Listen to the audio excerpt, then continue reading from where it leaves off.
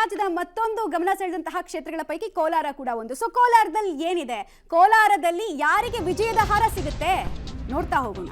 ಮೈತ್ರಿ ಅಭ್ಯರ್ಥಿ ವರ್ಸಸ್ ಕಾಂಗ್ರೆಸ್, ಯಾರಿಗೆ ಲಕ್ ಹಾಗಾದ್ರೆ ಇಲ್ಲಿ ಒಲಿಯುತ್ತೆ? ಅಳೆದು ತೂಗಿ ಗಲಾಟೆ ನಡೆದು ಫೈನಲ್ ಆಗಿ ಇಲ್ಲಿ ಕಾಂಗ್ರೆಸ್ನವರು ಟಿಕೆಟ್ ಅಂತೂ ಫೈನಲ್ ಆಗಿತ್ತು. ಕೋಲಾರ ಮತದಾರನ ಒಲವು ಯಾರತ್ತ ಎಲ್ಲವನ್ನ ಸೂಕ್ಷ್ಮವಾಗಿ ಗಮನಿಸಿದಂತಹ ಮತದಾರ, ರಾಜಕೀಯ ಪ್ರಜ್ಞೆ ಇರುವಂತಹ ಮತದಾರ ಏನ್ ಬಯಸಿದ್ದಾರೆ? ಪಬ್ಲಿಕ್ ಟಿವಿಯಲ್ಲಿ ಕರ್ನಾಟಕ ಲೆಕ್ಕದ ಮತ್ತೊಂದು ಎಕ್ಸ್ಕ್ಲೂಸಿವ್ ಡೀಟೇಲ್.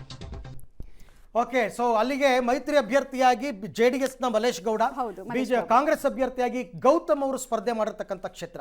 ಕಾಂಗ್ರೆಸ್ ಅಭ್ಯರ್ಥಿ KV ಗೌತಮ್ ಅವ್ರು ಹೇಳ್ತಾ ಇದ್ದಾರೆ, ನಾನು ಗೆದ್ದೇ ಗೆಲ್ತೀನಿ. ಅದು ನೋಡಿ ನಂಬರ್ ಎಷ್ಟು ಇದಾಗಿ ಅಕ್ಯುರೇಟ್ ಆಗಿ ಹಾಕಿದ್ದಾರೆ ಅಂದರೆ 1,16,870 ವೋಟಲ್ಲಿ ನಾನು ಗೆಲ್ತೀನಿ ಅಂತ ಅವರು ಗೌತಮ್ ಲೆಕ್ಕ ಹಾಕಿದ್ದಾರೆ. ಬಟ್ ಮುನಿಯಪ್ಪನವ್ರ ಫ್ಯಾಕ್ಟ್ರು ಇಲ್ಲಿ ಎಷ್ಟರ ಮಟ್ಟಿಗೆ ಅವರಿಗೆ ನೆಗೆಟಿವ್ ಆಗುತ್ತೆ, ಏನ್ ಸಮಸ್ಯೆ ಆಗಿದೆ ಅಂತ ಗೊತ್ತಿಲ್ಲ. ಓಕೆ, ಮೈತ್ರಿ ಅಭ್ಯರ್ಥಿ ಮಲ್ಲೇಶ್ ಬಾಬು ಅವ್ರ ಹತ್ರ ಕೂಡ ಒಂದು ಲೆಕ್ಕ ಇದೆ. ಅವ್ರು ಹೇಳ್ತಾ ಇದ್ರೆ ನಾನೇ ಗೆಲ್ಲೋದು, ನಮ್ ಲೀಡು 1,66,500. ಅಂದ್ರೆ ಕಾಂಗ್ರೆಸ್ ಅಭ್ಯರ್ಥಿಯ ಪ್ರೆಡಿಕ್ಷನ್ ಗಿಂತ ನಂದು ಜಾಸ್ತಿ ಲೀಡಲ್ಲಿ ನಾನು ಗೆಲ್ತೀನಿ ಅಂತ ದೊಡ್ಡ ನಂಬರ್ನೇ ಅಂದಾಜು ಇಟ್ಕೊಂಡು ಕೂತಿದ್ದಾರೆ. ಕಾರ್ಯಕರ್ತರು ಏನ್ ಹೇಳ್ತಾರೆ, ಕಾಂಗ್ರೆಸ್ ಕಾರ್ಯಕರ್ತರು ಹೇಳ್ತಾರೆ, ಇಲ್ಲ ಅಷ್ಟೆಲ್ಲ ಎಕ್ಸ್ಪೆಕ್ಟ್ ಮಾಡಬೇಡಿ, ಬಟ್ ನೀವು ಗೆಲ್ತೀರಾ, 80,000 ವೋಟಲ್ಲಿ ಗೆಲ್ತೀರಾ ಅಂತಕ್ಕಂಥ ವಿಶ್ವಾಸವನ್ನ ಕಾಂಗ್ರೆಸ್ ಕಾರ್ಯಕರ್ತರು ವ್ಯಕ್ತಪಡಿಸ್ತಾರೆ.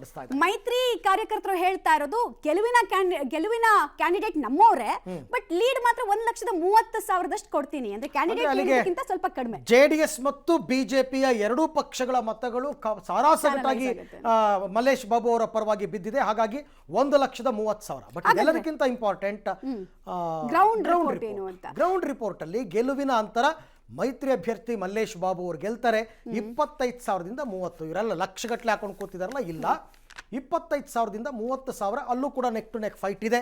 ಯಾರ ಪರವಾಗಿ ಬೇಕಾದ್ರೂ ಆಗ್ಬೋದು. ಅಂದಾಜು ಸಮೀಕ್ಷೆಯನ್ನು ನಾನು ನಿಮ್ಮ ಮುಂದೆ ಇಡ್ತಾ ಇದ್ದೀನಿ. ಇದು ಕೋಲಾರ ಕ್ಷೇತ್ರದ ಗ್ರೌಂಡ್ ರಿಪೋರ್ಟ್.